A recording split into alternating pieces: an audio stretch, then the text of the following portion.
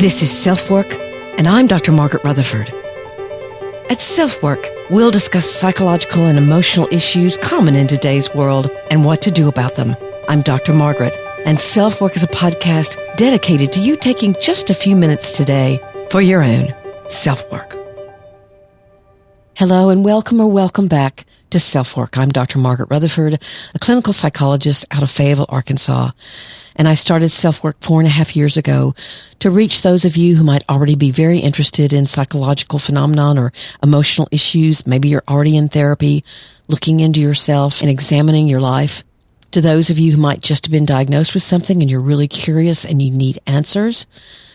To those of you also, however, who might never darken the door of a therapist, but you're just curious enough or unhappy enough to listen into SelfWork. So welcome to all of you on this Memorial Day.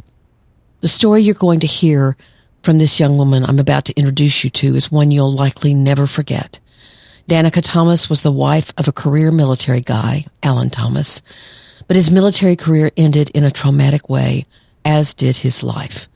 And Danica, who married him and became a mom very early in her 20s, was faced with things she'd never imagined trying to handle or take in stride.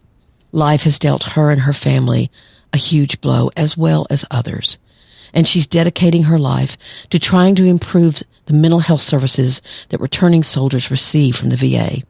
I was introduced to her by a mutual friend, and I knew immediately that I wanted her on SelfWork. You'll be moved, maybe angered, maybe shocked, and certainly saddened by her story. But you'll also hear her courage and determination to fight this fight, not only for her husband, but for all victims of tragedy consequent to untreated or ignored mental illness by a VA system that's overwhelmed and understaffed. A little bit about her. Danica Thomas is a fierce activist for mental health treatment and expanded care for America's combat veterans. As a military wife turned caregiver turned widow, Danica is intimately acquainted with the challenges of life after war. She is now the chairman of the Susan M. Tillis Foundation. She's a national ambassador for Prevents and a key advisor for the Independence Fund. She and her two daughters live outside Charlotte, North Carolina. And I want to say to you that, again, her story will stick with you. Please, if you've had suicide in your family, if you've ever had those kinds of thoughts, please listen to this with caution, and I will have the suicide hotline in the show notes. Before we get to Danica Thomas's interview, I wanted to introduce you again to one of our sponsors, Athletic Greens. There's certainly a way that I think you can give a gift to yourself every morning, and especially important at times of great stress. So please listen in to an offer from Athletic Greens and from me.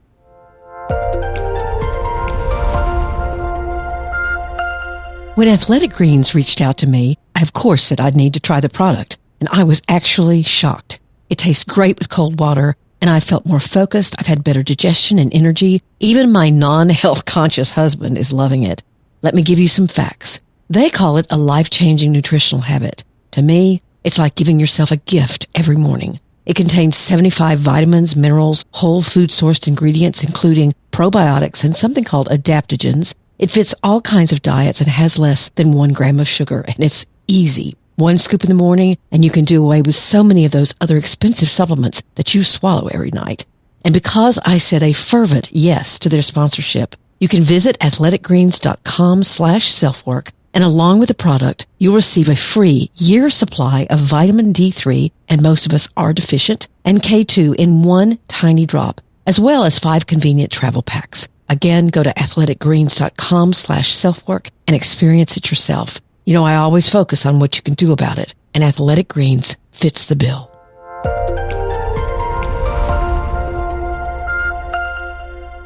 So without further ado, here's Danica Thomas.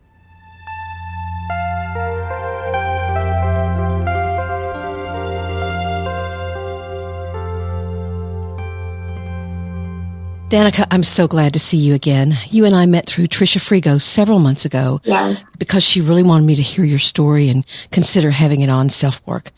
And there was no question in my mind once I heard you speak that I wanted you here.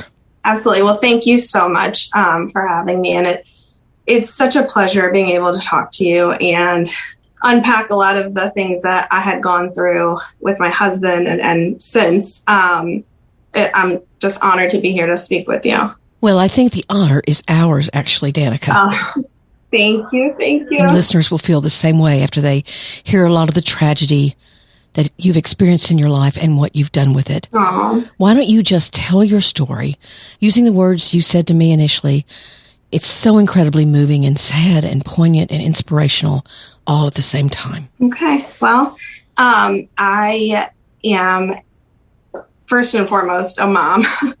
I was a caregiver to a wounded veteran, and now I am a widow. I met my husband right before he was going to set to deploy for his third combat tour to Afghanistan. And I was just smitten by him. He stood so tall, and he just had this safety aura. On our first date, I had like one or two bald tires, and one of them blew on the highway while I was with him. And he dropped me off at work and went and got brand new tires put on my car because he said, whether we worked or not, he didn't want me. I was young. I was 20. He didn't want me to be driving around town on bald tires. So it kind of shows like his character before he deployed. He was just very caring and loving and always just positive and optimistic about life. And he had goals and dreams, and they were always like as big as his ego. He was just... The military was his career, or did he have another one? The military was his career. Yeah. He wanted to be in forever. He loved his country. He loved his brothers. He loved the fight. So much as though, like, I believe till his last breath, he was stuck in the fight. And, you know, as much as he loved his country and the fight, he was broken when he lost it. He deployed in September of 2009 to Afghanistan. We got the first call in December that there was a KIA and a wounded veteran coming home to Walter Reed. And both men were in his squad. So from, you know, that moment on, I kind of prepared myself for bad, but I never imagined the life that was going to be in front of me. So that was December. He came home on R&R shortly after. And so the KIA, the first time his squad got hit was December, late December. Okay, so KIA, a lot of people listening are not military people. So can you explain what that is? Okay, so killed in action. So his squad came across an IED and it blew up and it tore off one of his guys' legs and killed another guy. And he took it very hard. Those were his guys, you know, that was his squad, and it wasn't pretty. There was a lot of loss there. And I think he took it on like, I mean, those were his brothers. Those were his guys. He took it very hard. And like it was a personal failure on his part.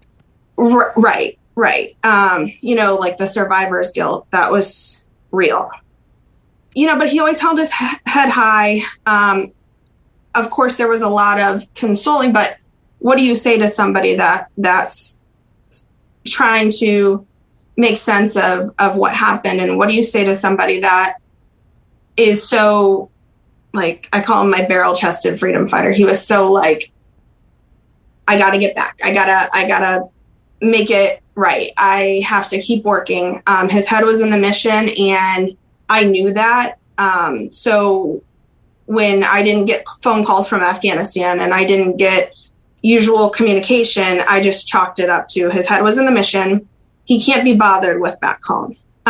So how did you handle that? Because Doc Springer talks a lot about how families have to handle knowing that their spouses, their partners, their brothers or sisters, whomever, they have to realize that the soldiers, the warriors are their tribe now, the people they are fighting with. And it's a different tribe than your family tribe. So how did you handle that? Well, I mean, I would be lying if I said I wasn't disappointed that other people were getting calls and I was not. And it was sad to me because I spent so much time with him before he left that it's hard to spend so much time with somebody and then them like leave and you not be able to communicate. You can't pick up the phone and call. So, but I think I was just kind of trained by being around military, and my brother-in-law served and deployed several times, and my sister was at home. And so I think I just knew that their mentality is your mind's on the mission. So you tried not to take it personally. You thought right. about this as the mission. This is about his career. This is not about how he feels about me. Right. And yeah, so I kind of just rolled with the punches. And then he was here for 2 weeks. We had the 2 weeks together, and then he went back to Afghanistan. And again, the communication was sparse. They were not in a good area, and you just kind of think like no news is good news. And then at some point I started to take it personally. And at that point I'm like, gosh, I'm really emotional. What's going on? I find out I'm pregnant. Oh my gosh. Yeah. With our first daughter. So, I kind of like sent him a message. I said, you really need to call me. He calls. I tell him I'm pregnant, and he was over the moon. He was so happy. He's like, I'm going to be a dad. It's going to be great. And it gave me positivity, and it gave me a sense of like, okay, life's going to be okay. Everything's going to be fine. He's going to come home. Everything's going to be great. And we get to start this new life, because he was so career driven that he wanted to, take other duty stations. And I don't know what that meant for us. We were not married at the time. So I don't really know. I didn't know where that was going to guide us. And then I get pregnant, and I'm like, okay, we're a family. We're going to be a family. Like, this is our unit. So there's a bond. There was a normalizing bond there. Yeah. And to see him happy and optimistic, and I could just hear it in his voice that he was going to come home, and, like he was happy to start a family with me. So it was really wonderful. And I cling on to those moments so much, because it just reminds me that once upon a time we had the vision of a happy family. Danica, I realize that I have not asked you his name. Oh. So his name was Alan Thomas. He was an 82nd Airborne paratrooper, an infantryman, and it was his absolute joy to serve. He loved it. He loved all of it. He loved jumping out of the airplanes. He was a jump master. That was a huge, proud title for him. So he had all of these things that like built him up to be this incredible like power. And so I find out February 15th that I'm pregnant, and March 16th I get a phone call, and it was my mom. She called me, and she said, I really want you to come to the hospital. I want to talk to you. She works at the hospital. And I get there, and she tells me that she got a call from his mother, and he was in a coma. He was severely injured, and they were telling his family to get their passports ready to go join him. If he didn't die, that they would need to assist him and help make decisions. So now they called her, and she wanted me to not be alone when I found out the news, because that was his like immediate, on all the paperwork, we call it the I Love Me book, she's his call. So I will forever say that call, or that moment that I was told that he may not make it, it like snatched my soul. Like it took everything from me. I was so scared, and I didn't know what was going to happen, and nobody could. ever prepare you for that. Of course not. You know, you send them off and you think they're going to come home alive or dead. And nobody prepares you for like, they're going to come home and not be the same. There's going to be a lot of challenges. So ultimately they were able to stabilize him. We had heard that he flatlined multiple times in air.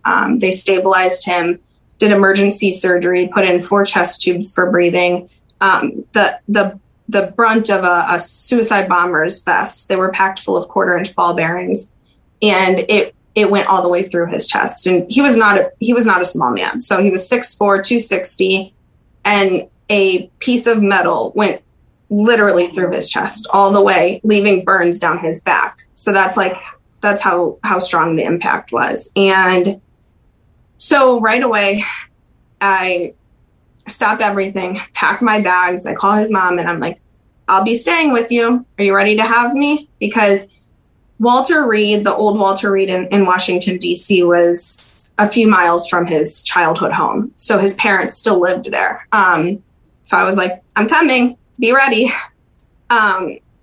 Because I wanted to be at his side every step of the way. I didn't want to miss anything. I didn't want to have him feel alone. And so there I was at Walter Reed, and I walked into his room and I felt like this man that I looked up to as a leader in so many ways. And he, you know, I thought he was going to lead my family. I thought he was going to be that force and that drive behind our family. I grew up very old school in a Serbian family. So like the male is the dominant figure. And so it changed a lot of things for me, because at 21, I had to now be a caregiver to a man that I looked at so powerful, and I didn't know how I was going to do it.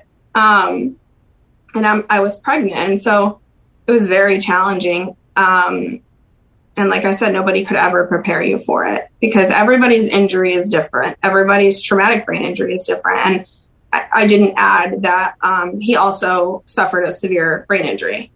So I really didn't know what to expect. And recovering, in some ways, I could still see that little spark in him. He wanted to get back to the mission. He wanted so badly to jump right up and be okay. And, you know, there were times they tried to take chest tubes out. He couldn't handle it. His body couldn't handle it. He needed help breathing.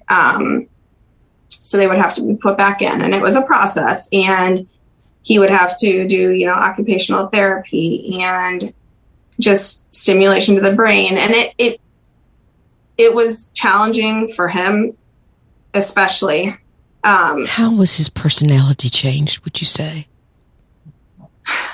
I would say he was confused. He was mild compared to him pre-deployment. I could see in him, it's like a little child that, like, on Christmas, like I could see like there was still a spark sometimes. And I mean like little child being that, like, I could see the decline. I could see that he didn't have that, I would hate to say like adult drive, but like he was confused. He wasn't himself. He couldn't make connections quickly. It took him maybe longer to think through things or even understand something. Would you say that? Yes. Yeah. Okay. Yes. When it came to his brothers, though, it was always, I need to go back. I need to get back with them. Bravo Company 2508 was so hard hit that every Friday a medevac comes into Walter Reed to bring wounded veterans or wounded soldiers. Every Friday there was another Bravo Company guy. They suffered several casualties, and he wanted so badly, once they came in, to be like the welcoming committee, and he couldn't. And I'll kind of like side story. My best friend, Sarah Verado, we worked together in this space. her husband was brought in, Michael Verado, on death imminent status. And my husband essentially crawled down the hall to meet his medevac. Wow.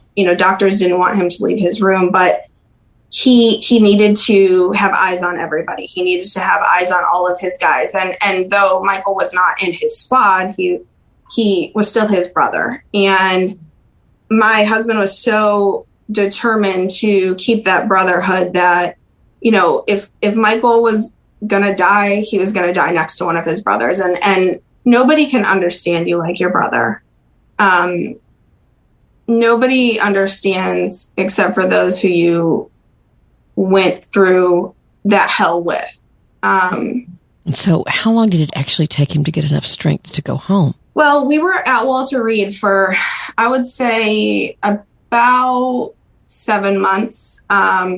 Inpatient for a while. Then we went out, not outpatient, but we stayed on grounds. And they ended up transferring him to the Warrior Transition Battalion at Fort Bragg.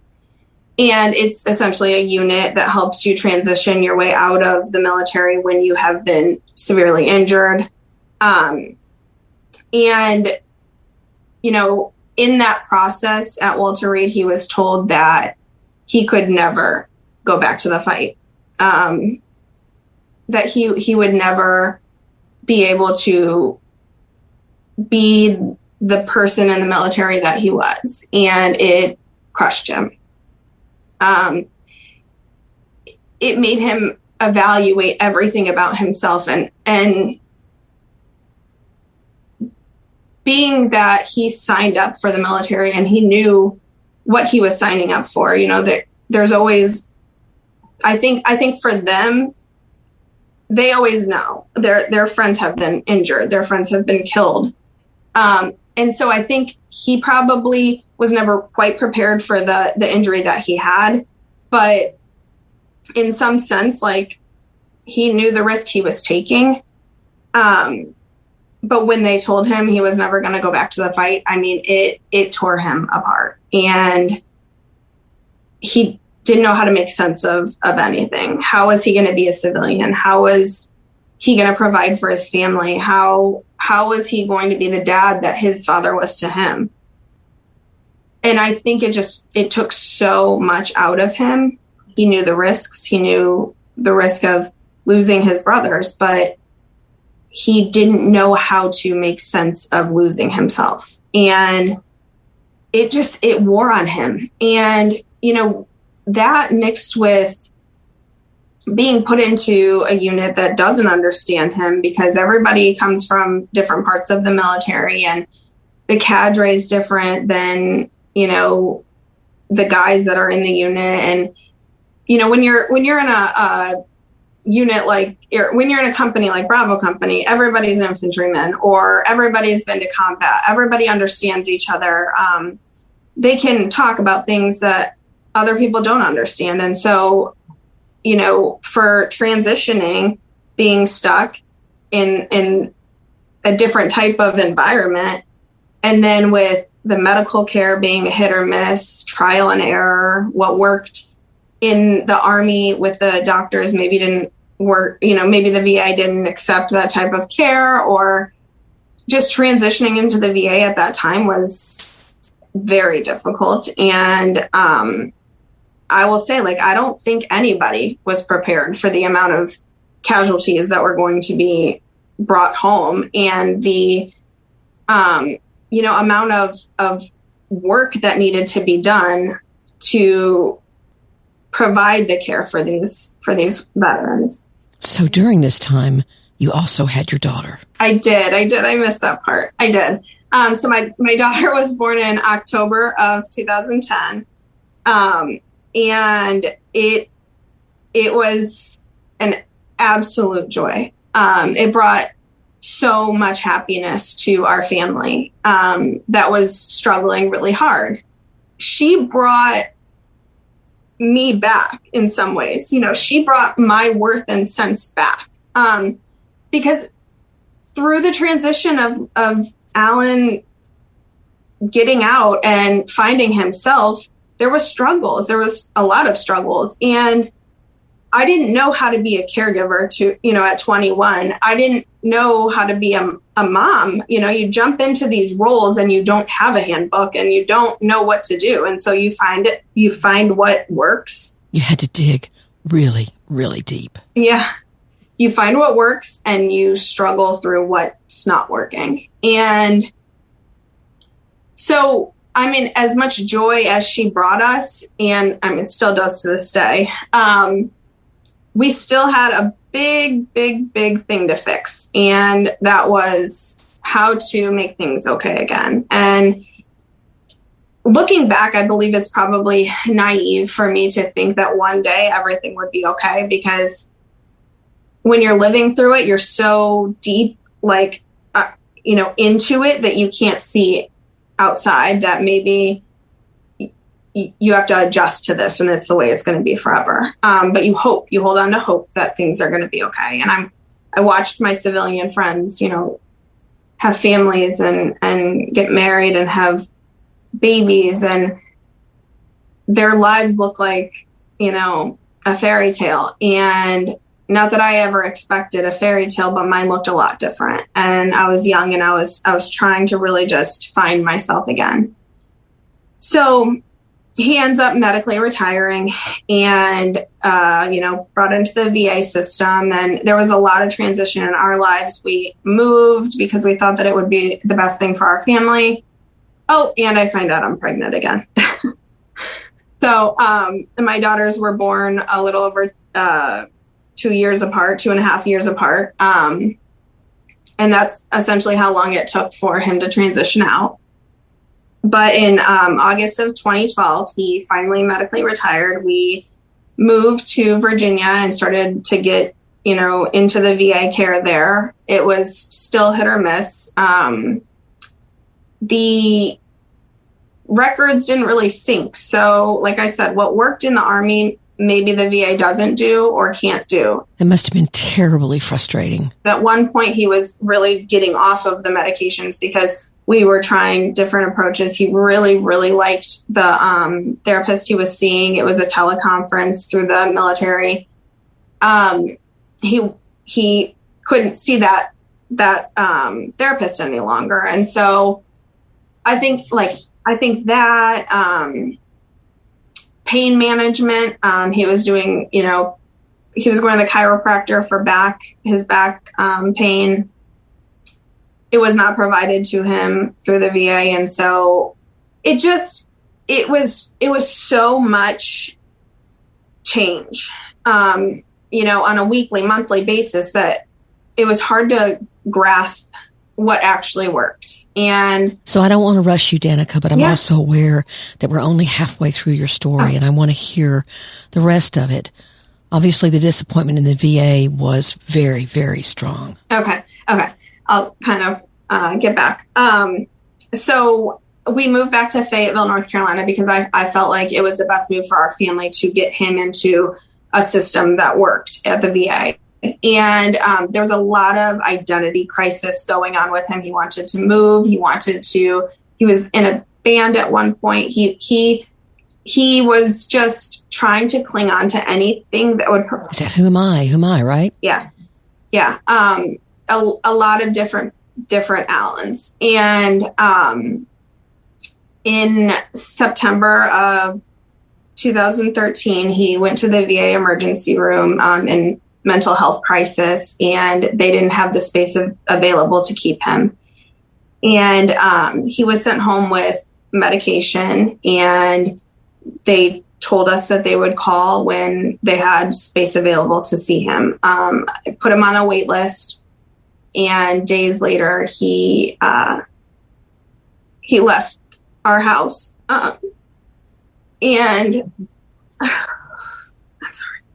He left our house, and that was the last time I ever saw him.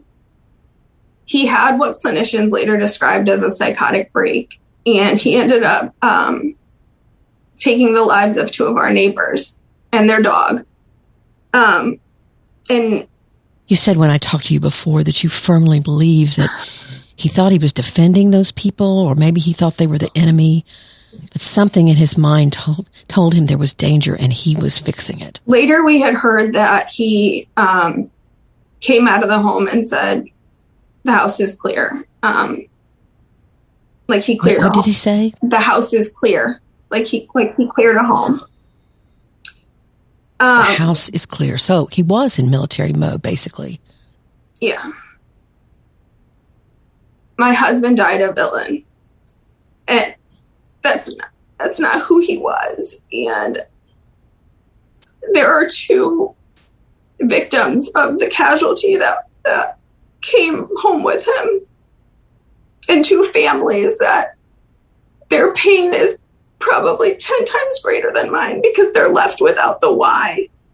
I can say that my husband had a brain injury. I can say that I'm learning how the brain works. I can say almost 8 years later that I've tried to make sense of it. How do you make sense of something so incredibly senseless? Yeah, I don't have the answer to that question, obviously, Danica, but also given the fact that I've been a psychologist for 30 years now, I've heard a lot about senseless acts of violence, senseless death, and it takes time. But there's no why. There's simply, it is. I heard someone speak about grief just last week, and she talked about you don't move on with grief, you move forward. And that's especially what has to happen with this kind of senseless tragedy. For people who don't know what a brief psychotic episode is, it's a time when you perhaps have had no psychosis before, but for an hour or for 3 hours or for 2 days, you see things that aren't really there. You hear voices that aren't there. It can be caused by certain mental illnesses. It can be caused by brain injury, by stress. It can be caused by medications. It can be caused by a lot of things. So they weren't saying that your husband was psychotic all the time, but he had what's, again, termed a brief psychotic episode, and he was not in his right mind. Right. And there were a few times where I saw it and I was able to de-escalate it. And I was able to kind of, snap him out of it. This night, I heard him pick up the gun and I ran after him. And never thinking about what he could do. And certainly never thinking about what he did do. I ran after him and I screamed after him, and he didn't even turn around and look at me. You weren't there. He was in his head somewhere. He was in a different reality. Yeah. How did the community handle it, Danica? I think more than I ever expected, people were able to, I won't even say understand, because nobody can understand something like this. But I think that people were able to just, look at it like, why wasn't he getting help? Why didn't he get the help he needed? He was a, medically retired, wounded veteran that had, a high disability rating, and he wasn't getting the help that he needed. And, you can look at it many ways. You could look at it, and blame the administration or the system that reassured us he would be taken care of, as, all the other veterans. You could look at it like, was he going to get help? Certainly he was trying to get help. Absolutely, he was trying to get help. And so, it was my job to say he tried. He was not too proud to ask for help. Trust me, he was not. And I think in some way, because it was a military community, people could almost familiarize with that. So they were able to project themselves into that situation. Right. Perhaps much better than a civilian community could, right? But, at the end of the day, my husband signed up for the fight. These innocent people did not. And I feel like I will always feel so guilty, because if I would have known to advocate more, or if I would have done something different, I could have saved those lives. And I understand that thinking. I cannot tell you how many people I've treated that think that if they just find that one domino that they could pick up, that they could have stopped everything else from happening. That did happen. And yet, the truth is that you really don't know what would have happened if you'd picked up that domino. You don't really know the direction that things would have gone. Maybe you could have prevented it from happening that night. I'm not trying to put a Band-Aid on it, but I know. But I guess this is the definition of senseless tragedy. Senseless for him, senseless for you, and senseless for those people. And it just kind of sits there, and it's devastating to anyone who's touched by it. You, whoever loved those neighbors and their families and friends. And yet sometimes something like this happens, and there's just no explanation. So I know, because we talked before, that you have turned your grief and your own tragedy, your own loss of him, because he died by his own hand as well that day. So tell us what you have done in the interim since his death, since the death of your neighbors, to try to advocate in a way where you're using your voice very, very, very powerfully. Yeah, I mean, I think, everybody's grief looks different, and mine took a long time for me to really find how I was going to get out of this. And I don't mean get out of the situation. I mean, get out of my perpetual cycle of sadness. I felt like when he died, I took on this strength that he had, but I never really imagined how I was going to use that strength. And we had buried another Bravo company guy who also died by suicide. And my best friend Sarah called me, and she's like, I have the idea. And she called another good friend of ours, Dr. Keita Franklin, and they put together this mission to prevent suicide. And so with that being launched, it was the perfect opportunity for me to make right of what was so wrong. And I owe it to my children. I owe it to the family of these people that my husband killed, to work as hard as I can to make sure this never happens again. And so with the help of so many great people in the community, I have started to do suicide prevention, peer-to-peer support, public speaking on behalf of suicide prevention. I'm trying to share my husband's story, not because it is anything that is even remotely good to talk about, but it is something that sharing could bring light, could bring awareness to the situation. It can bring, awareness to veterans. Don't do what he did. My husband, what he did in his final moments, it will never define who he was as a soldier. It doesn't even define who me and my children are, but it urges me to do better. It urges all of our veterans to do better. Those who are suffering through mental health crisis. I want to take my husband's death and the innocent people, and I want to make sure it never happens again. And so I really have just dove, straight into that. And I've been doing that, and I love it. And I served as an ambassador for Prevents, which was the president's initiative to empower veterans and end a national crisis of veteran suicide. And I've gotten the pleasure of speaking with Dr. Springer multiple times. Yes, her interview was last Friday, and she was just outstanding.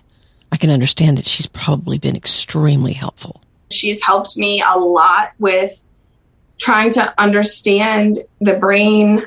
And I also am the board chair of a foundation that serves military families. And we owe our military families, our service members, our veterans a debt that can never be repaid. They sign a blank check. And if I can do anything to assist or save one life, I will feel like I have accomplished something. So Danica, as I sit and listen to you, I mean, I could ask you so many more questions, but what I'm watching is you reopen a wound that obviously was very, very unwelcome, horrific, and yet you risk your vulnerability here at SelfWork. And when we put this on YouTube, or for anyone who listens to this or watches you, that you risk showing your own bleeding from your own wound and your husband's, Alan's, and your neighbors, so that we can understand the seriousness of this need. I felt it when I first met you, and I'm feeling it now, and I cannot be grateful enough to you. So, is there anything else coming up that you'd like for the SelfWork listeners to know about? Well, I mean, I love talking about the work that we're doing through the Independence Fund for Operation Resiliency, which is our suicide prevention program. And we're getting ready to have another retreat. And, I want people to be aware and optimistic that when you put these heavy combat teams back together for peer-to-peer support and being able to unpack the baggage of what they survived together, miracles happen. And there are people that didn't realize how many, of the guys are struggling, and they're struggling together. And when you get separated from service, you don't have to be separated from your brothers. And so making sure that we bond that brotherhood again and have them say, and I only say brothers because so far we've had, male retreats, just because of the selection, but absolutely, and sisters too. Those who serve in combat together, brothers and sisters, there's nobody that understands you like that. And so being able to have, them back in your lives, it can change everything. And so we're seeing incredible work come out of it. And we're seeing people that are very optimistic about care and about their future again. Well, not only what you said today, but how you said it has been so incredible. Thank you. I'm so glad I got to talk with you. And I just thank you. I'm so honored. Thank you. Well, I think we're the ones again that are honored. And you've talked about this not just eloquently, but with tenderness and openness. And that's a lot harder to do than people realize. So thank you, Danica.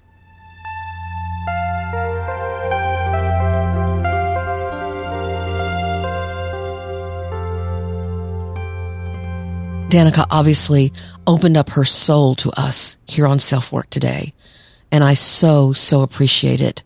I hope it has made your Memorial Day weekend even more special, especially, obviously, if you have loved ones in the military or you've grown up in a military family. But even we civilians need to hear this information and do what we need to do to help our government change and improve its Veterans Administration system.